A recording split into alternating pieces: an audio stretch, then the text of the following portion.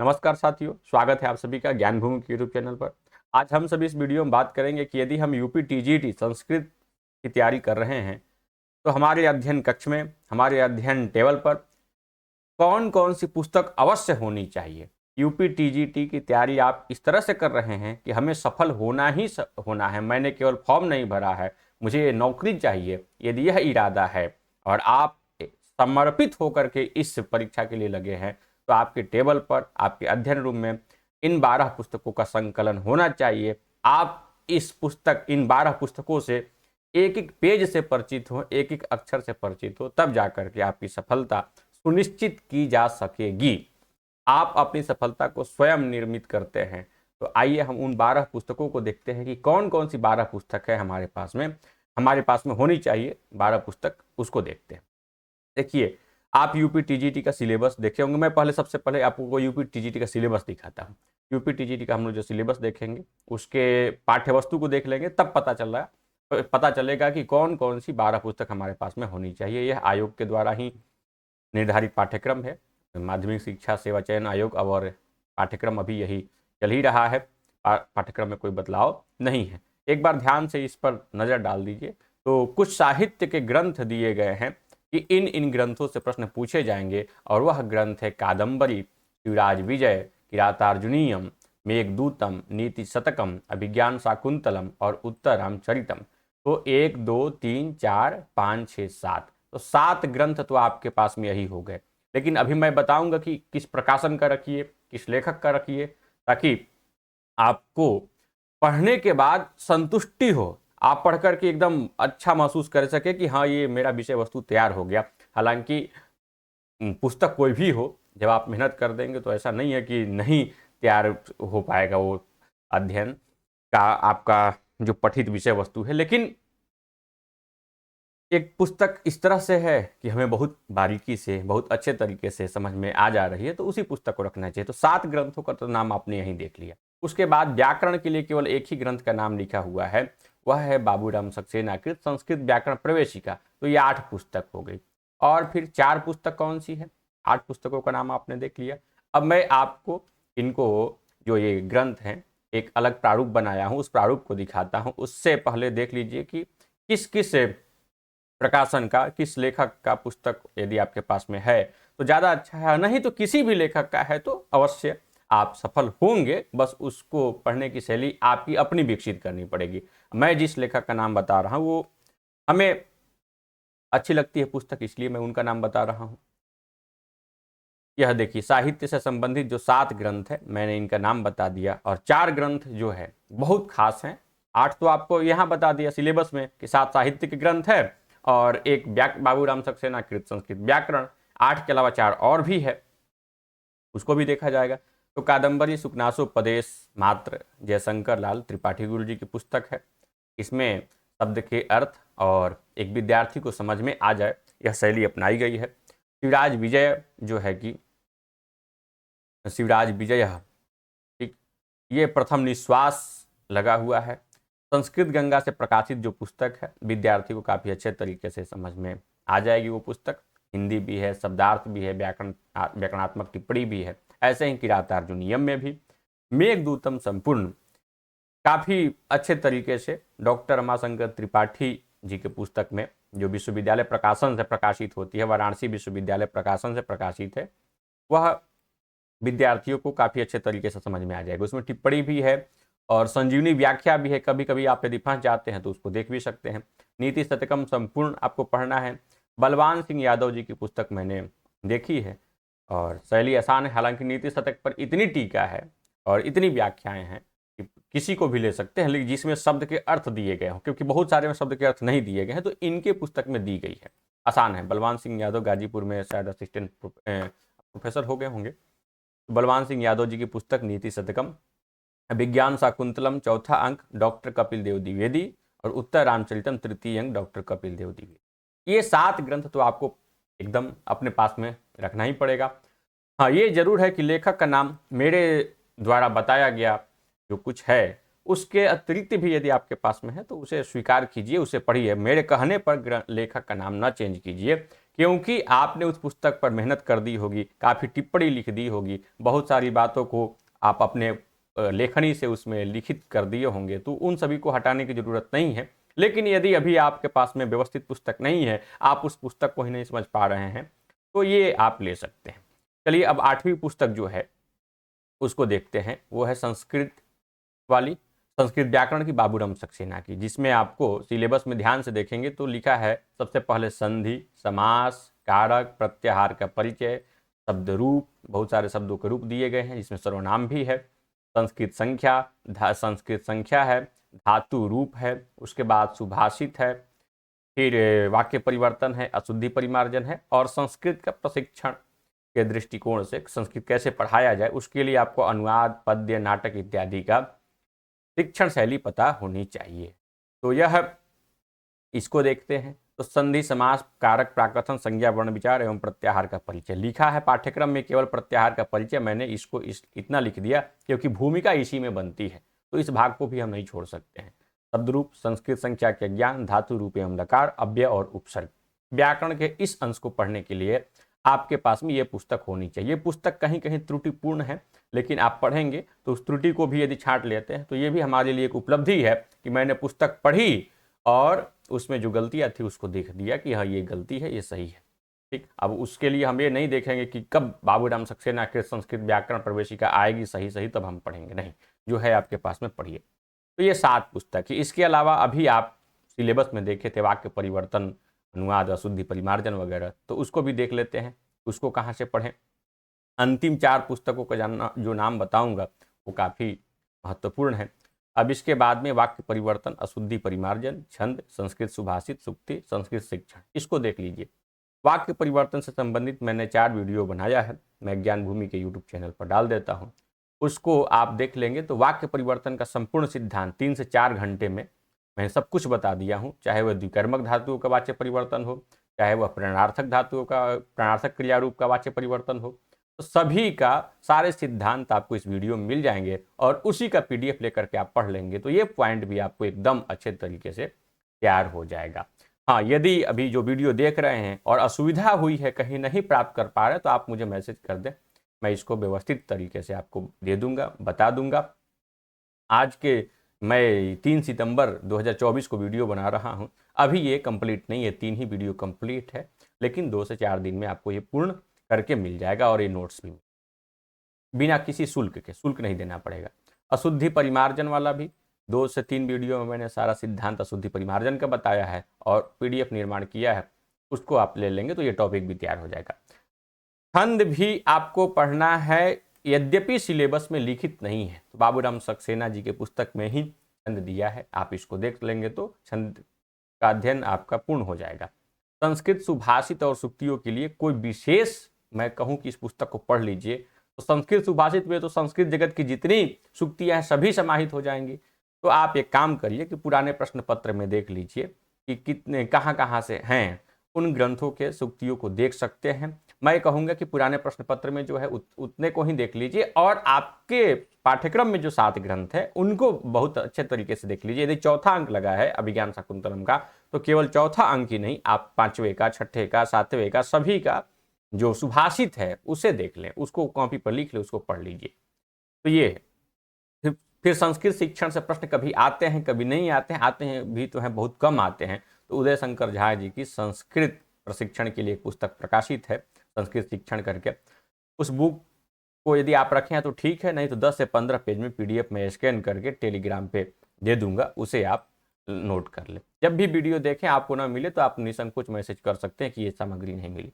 उसके बाद आपके पास में जो 4 पुस्तक होनी चाहिए उसकी चर्चा मैं करूं कि कौन कौन सी 4 पुस्तक होनी चाहिए। एक बार अपने सिलेबस साहित्य पर आइए कि साहित्य में हमको क्या पढ़ना है।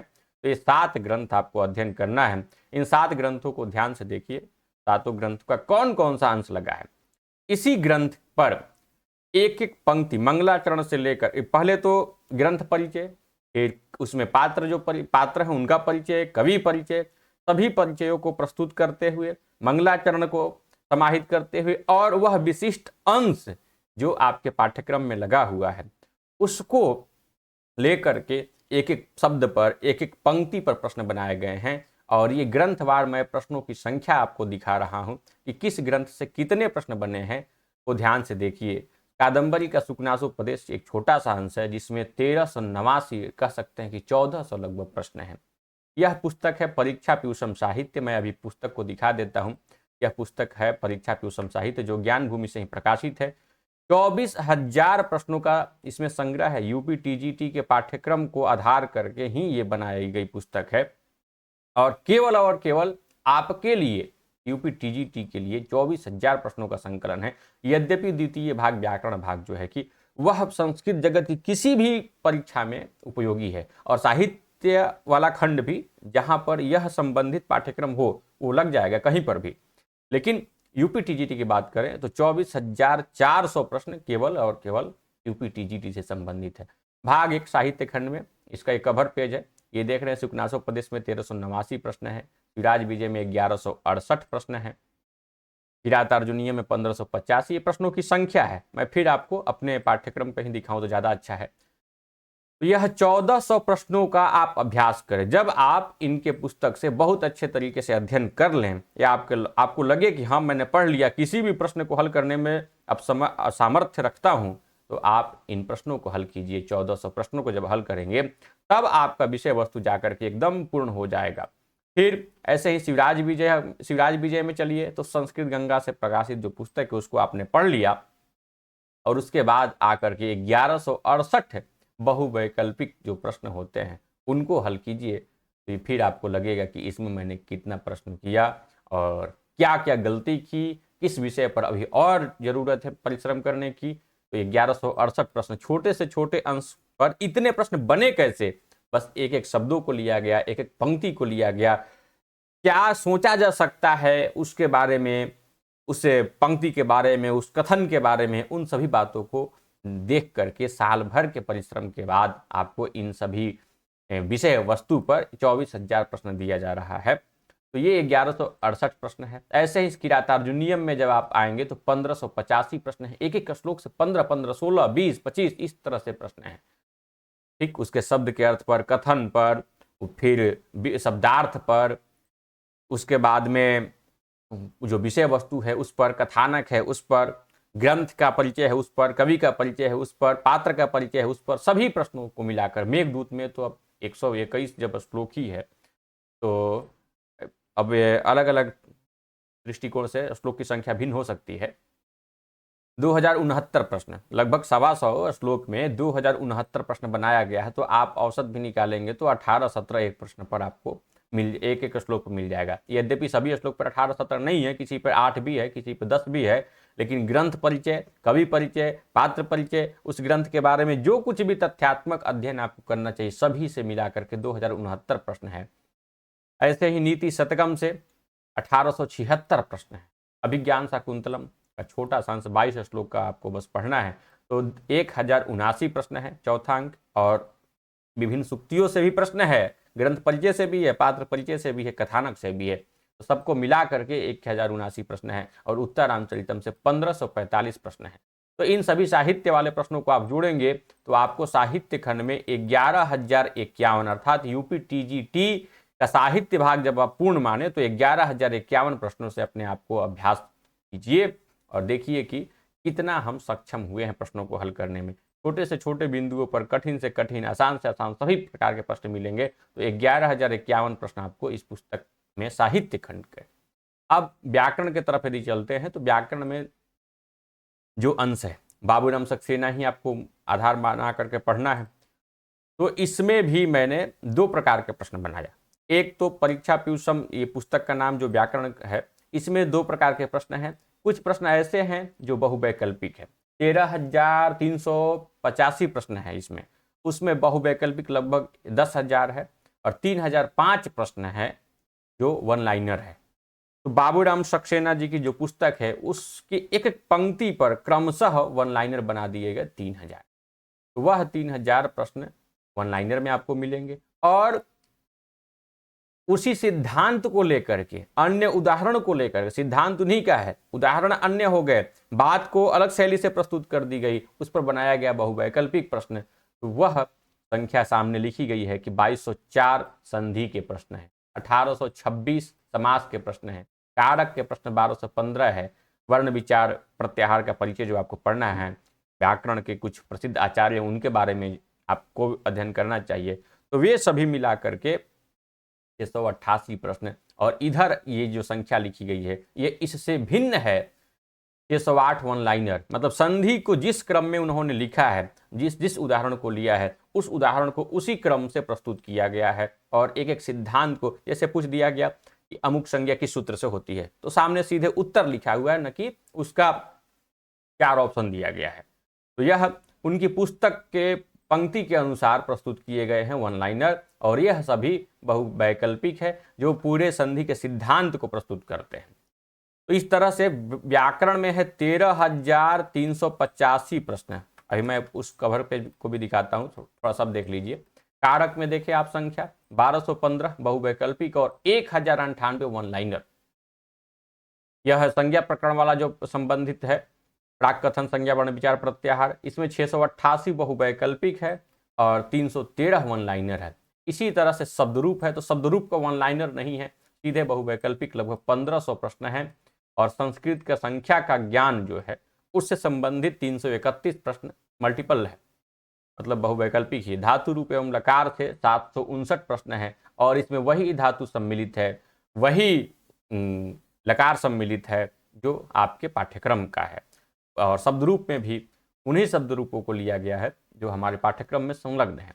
अव्यय और उपसर्ग 339 प्रश्न। अव्यय और उपसर्ग आपके पाठ्यक्रम में कहीं देखने के लिए नहीं मिला, लेकिन उपसर्ग से प्रश्न मैंने देखा है कि पुराने प्रश्न पत्र में भी आए हैं, और अव्यय से 1-2 ही आया है, तो इनका भी अभ्यास आपको कर लेना चाहिए। तो ये व्याकरण से संबंधित आपके पास में प्रश्न हो जाएंगे 13,385, और ये टोटल हैं किस पर आधारित, यूपी टीजीटी के पाठ्यक्रम पर आधारित। और यह जो अंश है, कोई ऐसी परीक्षा नहीं कि जिसमें नहीं लगता है। तो व्याकरण की जो मूल पुस्तक है पाणिनि अष्टाध्यायी, उन सभी सिद्धांतों को लेकर के और बाबूराम सक्सेना के सिद्धांतों को लेकर के 10,000 तो बहुवैकल्पिक प्रश्न बना दिए गए, और इनकी पुस्तक के आधार पर एकदम पंक्तिशः वन लाइनर बना दिया गया। तो इससे आपका कुछ भी अंश बाकी नहीं रहेगा। तो 7 पुस्तक साहित्य का, 1 व्याकरण का, 8 हो गया, और ये 2 पुस्तक आपको ग्रंथ के अभ्यास के लिए, प्रश्नों के अभ्यास के लिए, तो 8 2 10 हम पुस्तक को देख चुके। 2 पुस्तक आपके पास में और होनी चाहिए, जो अवश्य होनी चाहिए। वो दोनों पुस्तक क्या है? अब हमारे पास में होना चाहिए मॉडल पेपर, और हमारे पास में होना चाहिए एक पुराना प्रश्न पत्र जिसमें सभी प्रश्न पत्र हो। अच्छा, वाक्य परिवर्तन वगैरह को भी थोड़ा देख लीजिए। परीक्षा पीयूषम में वाक्य परिवर्तन के एक एक छोटे से छोटे अंश को प्रस्तुत करने के लिए 639 प्रश्न, और संस्कृत जगत की अभी कोई पुस्तक नहीं है भारत में जिसमें वाच्य परिवर्तन में 639 प्रश्न आपको मिल जाए। कोई पुस्तक मुझे दिखा दीजिए कि 639 प्रश्न है, वो भी एक स्तरीय, नहीं मिलेगा आपको। ऐसे ही अशुद्धि परिमार्जन से 590 प्रश्न आपको नहीं मिलेगा, तो नहीं मिलेगा, कहीं नहीं मिलेगा, केवल और केवल आपको मिलेगा परीक्षा पीयूषम में। छंद से 340 प्रश्न है, छंद से भी प्रश्न पूछा है, तो ये व्याकरण खंड में नहीं है, साहित्य खंड में ही है। साहित्य खंड वाला मैंने आपको दिखाया, तो यहाँ देखिए 8वें नंबर पर छंद मैंने रख दिया था 340 प्रश्न, और जो प्रश्नों की संख्या लिखित है वो एकदम 100% सत्य है, उसमें कोई दिक्कत नहीं है। पुराना प्रश्न पत्र आपके पास होना चाहिए, और आदर्श प्रश्न पत्र हो, जिसको आप मॉडल पेपर बोलते हैं। तो पुराना प्रश्न पत्र जिसमें अद्यतन 2021 तक का संकलन हो, उसे ले लीजिए। बाद में जो वीडियो देखेंगे तो यदि कोई और परीक्षा हो गई है तो उसको भी जोड़ सकते हैं। और आदर्श प्रश्न पत्र 2 भागों में प्रकाशित है, अभ्यास कौमुदी नाम से, संस्कृत कौमुदी यूट्यूब चैनल है, उन्हीं के द्वारा, संजय सर हैं, उन्हीं के द्वारा लिखित है, और काफ़ी अच्छा इन्होंने लिखा है, बहुत अच्छा लिखा है, मेहनत की गई है पुस्तक पर, केवल प्रश्नों का संकलन नहीं लिया गया है। ये नंबर है, आप इनसे संपर्क करके, और इनकी पुस्तक विभिन्न पुस्तक केंद्रों पर भी मिल जाती है, वहाँ से ले सकते हैं। तो ये आपके पास में हो गई पुस्तकों की संख्या 12। 8 तो मूल जो पाठ्यक्रम में ही प्रदर्शित है, 2 मैंने बता दिया कि आपके 24,000 प्रश्नों का संकलन है आपके पाठ्यक्रम पर, और 2 पुस्तकें, एक मॉडल पेपर, एक पुराना प्रश्न पत्र का संकलन। अब आप सभी पुस्तकों को प्राप्त करने का माध्यम भी जान गए, आपके पास में बची है परीक्षा पीयूषम को हम कैसे प्राप्त करें। परीक्षा पीयूषम साहित्य का प्रारूप आपने देख लिया, व्याकरण का भी एक बार प्रारूप देख लीजिए। यहाँ पर जो कुछ लिखित है, ये देख रहे हैं कौन कौन से बिंदु इस पर लिखित है। वर्ण और संज्ञा से प्रश्नों की संख्या लिखित है। पुस्तक के सबसे ऊपरी पेज पर क्या लिखित है उसको देख लीजिए। प्रश्नों की संख्या तो मैंने बता ही दिया आपको विभिन्न से। पुस्तक लगभग उसी तरह से है जिस तरह से साहित्य खंड भाग 1 है। भाग 2 व्याकरण खंड इसका नाम है। किसी भी परीक्षा के लिए रामबाण 13,385 प्रश्न केवल व्याकरण का है और दोनों पुस्तकों को मिला करके 24,435 के आसपास प्रश्न हैं।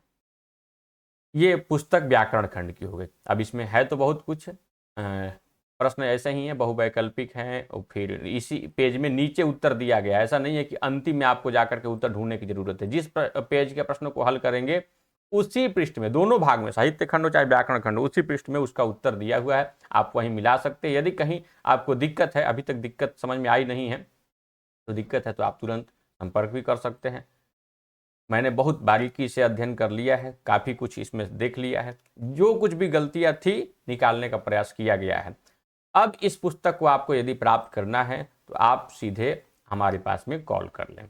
परीक्षा ट्यूशन का जो शॉर्ट डिटेल्स है लिखा हुआ है। भाग 1 साहित्य खंड, प्रश्नों की संख्या 11,051। इस पुस्तक में पृष्ठ है 558 और डाक खर्च के साथ इसका मूल्य है 275। एक पुस्तक मंगाते हैं तो, अधिक पुस्तक मंगाते, जैसे 2 लोग मंगाए, 3 लोग मंगाए, 4 लोग मंगाए, अर्थात 4 प्रति मंगाए, 5 प्रति मंगाए, तो मैंने इस तरह से छूट लागू कर दिया है कि आप जितना प्रति मंगाएंगे मैं उतना ही ज़्यादा छूट दूंगा।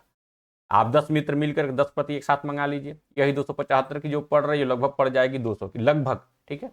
उसकी सूची है, मैं आपको अलग से दे दूंगा जब आप इच्छुक होंगे तो। साहित्य खंड का अंश हुआ। ऐसे ही व्याकरण खंड में भी प्रश्नों की संख्या 13,385 है और पृष्ठ इसके हैं 624 और डाक खर्च के साथ इसका मूल्य है 309 रुपया।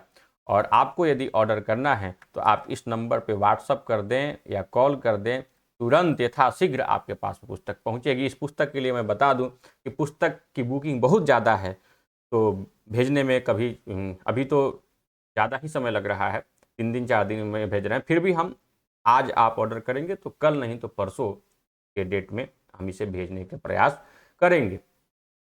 आपके पते पर पुस्तक पहुंच जाएगी, इसमें कोई दो राय नहीं है, और पुस्तक एकदम सुव्यवस्थित और सुरक्षित पहुंचेगी। पुस्तक दुकान पर भी मिलेगी, अलग अलग दुकानों पर ये जो पुस्तक रखी जाएगी वो सितंबर के मध्य के बाद ही रखी जाएगी। अभी आप प्राप्त करना चाहते हैं तो केवल इसी नंबर से मैसेज करके कॉल करके प्राप्त कर सकते हैं। आपके घर तक पुस्तक प्रेषित की जाएगी। जो भी पुस्तक का मूल्य किसी दुकान पर होगा उससे 20, 30, 25, 40, 50 रुपया कम ही पड़ेगा डाक खर्च, डाक के द्वारा मंगाएंगे तो ये पुस्तक प्राप्ति का माध्यम हो गया, नंबर दे दिया गया।